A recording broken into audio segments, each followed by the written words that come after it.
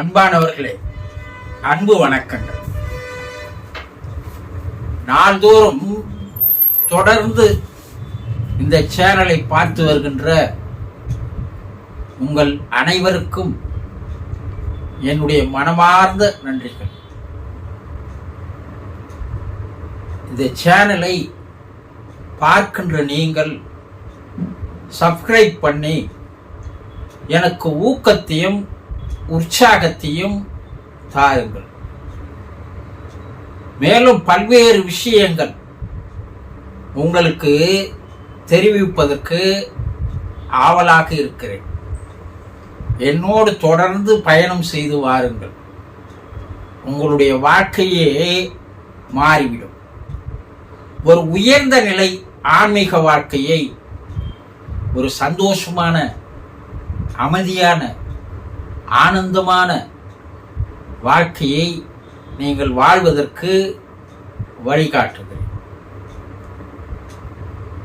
இவ்வுலகிலே பல பேர் தன்னுடைய குடும்பத்தில் இறந்து போன ஆன்மாக்களை நாள்தோறும் சந்தித்து பேசி கருத்து பரிமாற்றங்களை செய்து அந்த ஆன்மாக்களிடமிருந்து ஆலோசனைகளை, அறிவுரைகளை, ஆறுதல்களை, அன்பை, பாசத்தை, நேசத்தை தொடர்ந்து பெற்று வருகிறார்கள்.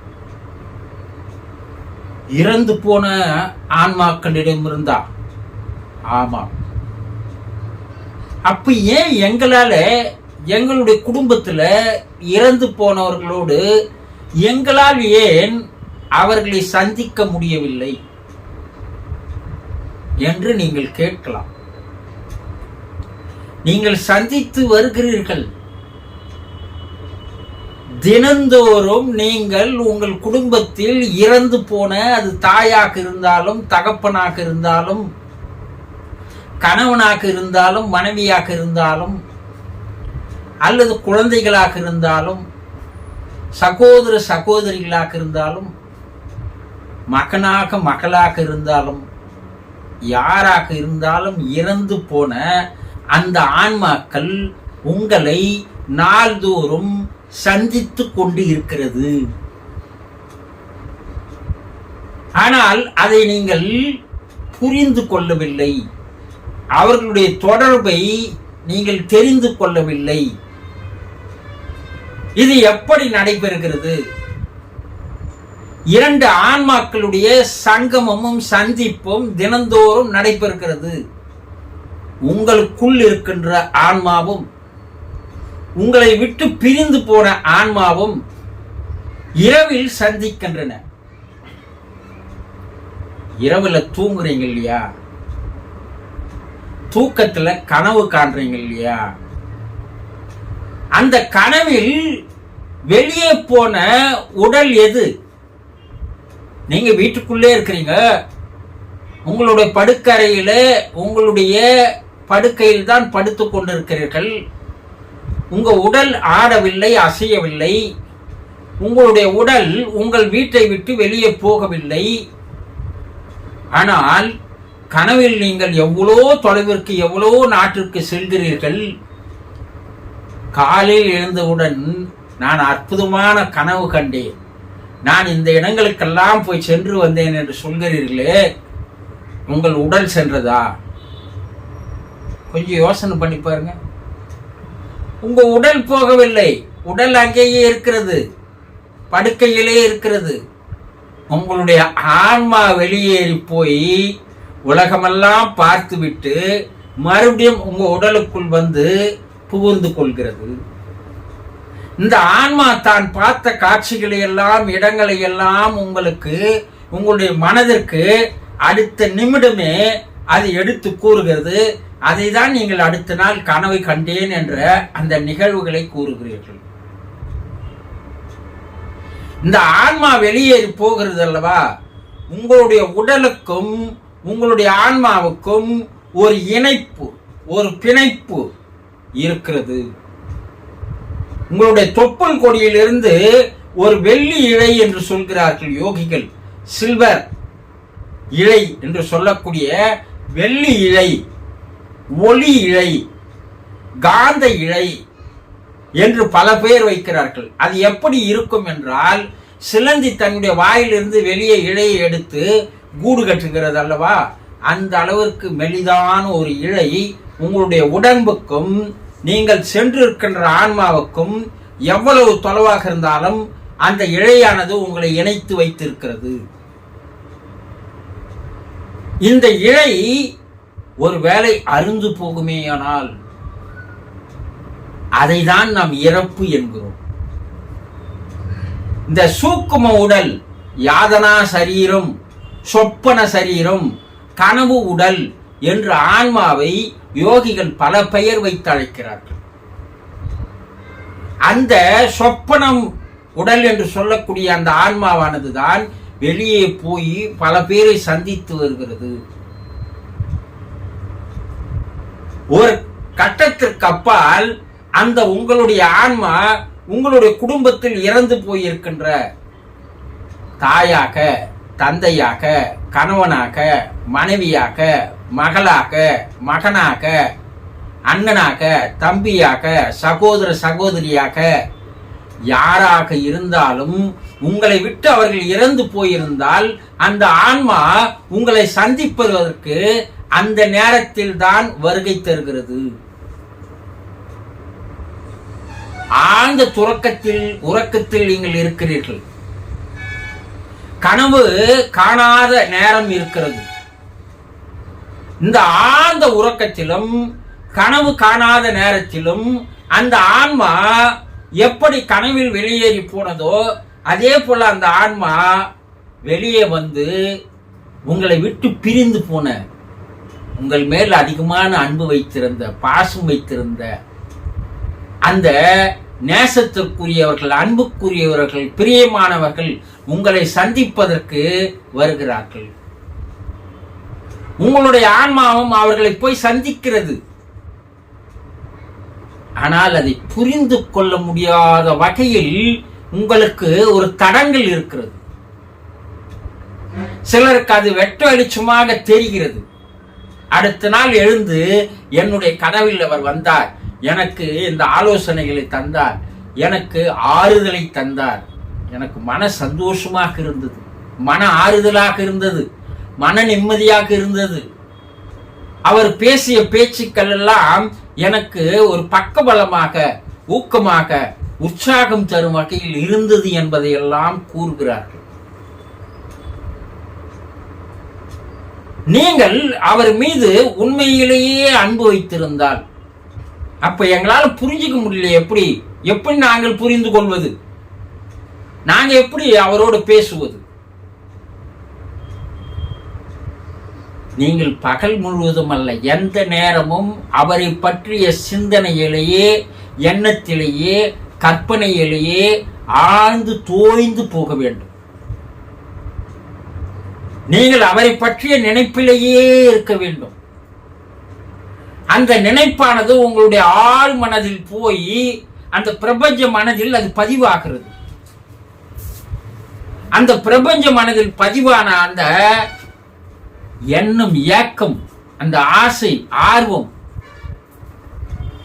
உங்களை அவரை சந்திப்பதற்கு அழைத்து செல்கிறது. உங்க ஆன்மா அழைத்து செல்கிறது. அதே நேரத்தில் அந்த ஆன்மாவும் உங்களை சந்திக்க வேண்டும் என்ற எண்ணம் அந்த ஆன்மாவுக்கும் இருக்க வேண்டும்.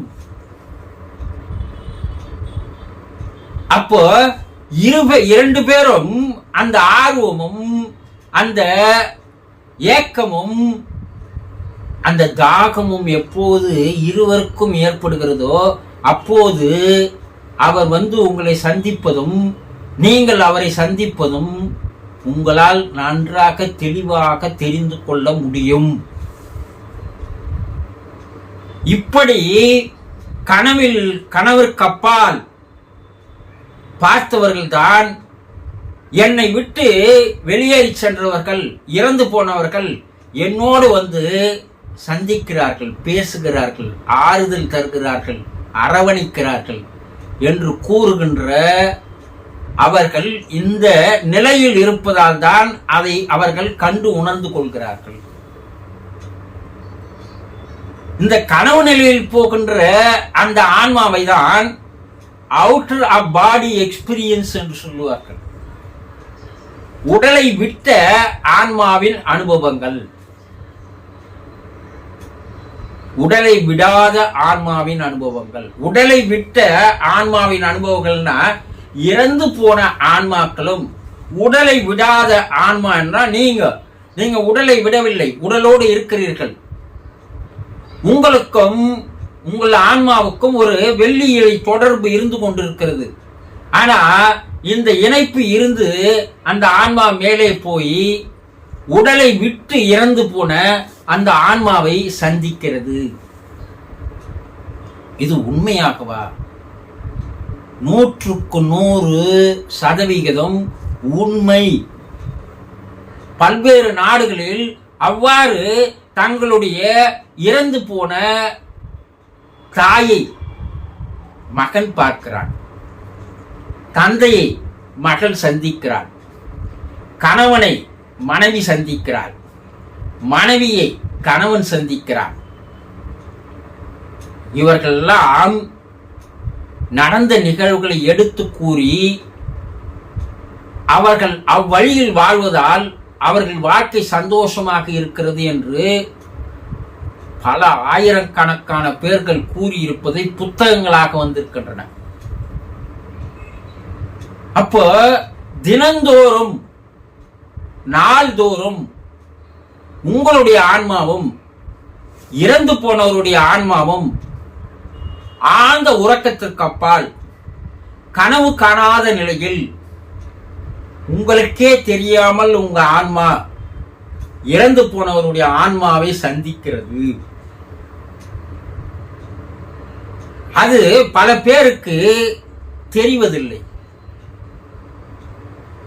என் கனவுல என் வீட்டுக்கார் வரமாட்டேன்றாரே குருஜி, என் தாய் என் கனவுல வரமாட்டேன்றாங்க குருஜி, என்னுடைய தந்தை என் கனவுல வரமாட்டேன்றாங்க குருஜி, மகள் கேட்கிறார்.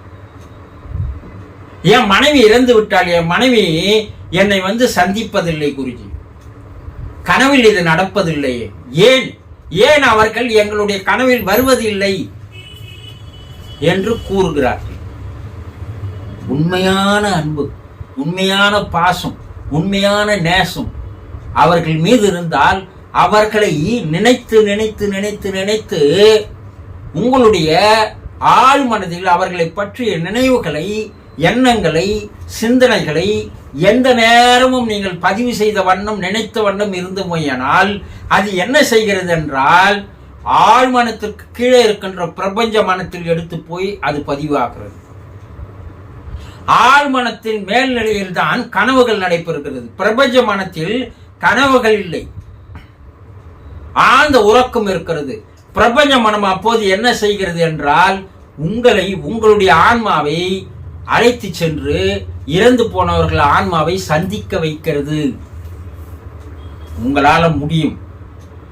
உங்களை விட்டு இறந்து போனவர்களை உங்களால் அந்த ஆன்மாவை நீங்களும் நாள்தோறும் தினந்தோறும் சந்தித்து உரையாட முடியும். நான் கூறியபடி முயற்சி செய்து பாருங்கள். உடனடியாக நடந்து விடாது. அவர்களும் நினைக்க வேண்டும், உங்களை சந்திக்க வேண்டும் என்று அவர்களும் நினைக்க வேண்டும். ஒருவேளை அவர்கள் உங்களை சந்திக்க விருப்பம் இல்லை என்றால் அதற்கு வேறு வழி இருக்கிறது. அவர்களை சந்திக்க வைப்பதற்கு, அவர்களுடைய ஆன்மாவை, மனதை மாற்றுவதற்கு வேறு வழிகள் இருக்கிறது. ஆனால் 100% பேர் உங்களை சந்திக்க தான் ஆசைப்படுகிறார்கள்.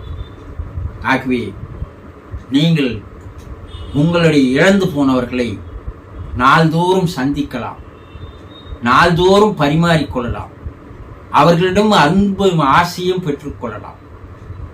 புரிந்து கொண்டீர்களா அன்பர்களே? நான் கைபேசி கையில் வைத்துக் கொள்வதில்லை. அதனால் கைபேசியின் மூலமாக எனக்கு கால் செய்யாதீர்கள்.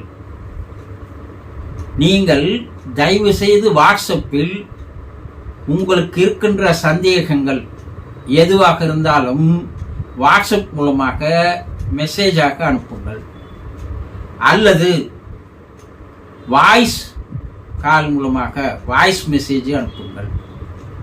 எனக்கு ஓய்வு கிடைக்கின்ற நேரத்தில் நிச்சயமாக உங்களுக்கு 2-3 வார்த்தைகளில் அதற்குண்டான பதில்களை தருவேன். இல்லை, எனக்கு என்னுடைய கணவனை இழந்து விட்டேன், மனைவி இழந்து விட்டேன், பெற்றோரை இழந்து விட்டேன், என்னுடைய குழந்தைகளை இழந்து விட்டேன், என்னால் அந்த பிரிவிலிருந்து வெளியே வர முடியவில்லை, பெரும் கஷ்டத்தில் இருக்கிறேன், இதிலிருந்து எப்படி வெளியே வருவது என்று எனக்கு தெரியவில்லை என்றால் ஒரு கவுன்சிலிங்க்கு என்னிடம் நேரத்தையும் தேதியையும் வாங்கிக் கொள்ளுங்கள். உங்களுக்கு ஆறுதலாக அவர்களே இருந்தால் எப்படி என் மூலமாக பேசுவார்களோ அது போல உங்களுக்கு ஆறுதலையும் வழிகாட்டுதலையும் நான் தர தயாராக இருக்கிறேன். தொடர்ந்து என்னோடு பயணம் செய்து வாருங்கள். பல்வேறு விஷயங்களை நீங்கள் புரிந்து கொள்வீர்கள். புரிந்து கொண்டீர்களா? சந்தோஷம்.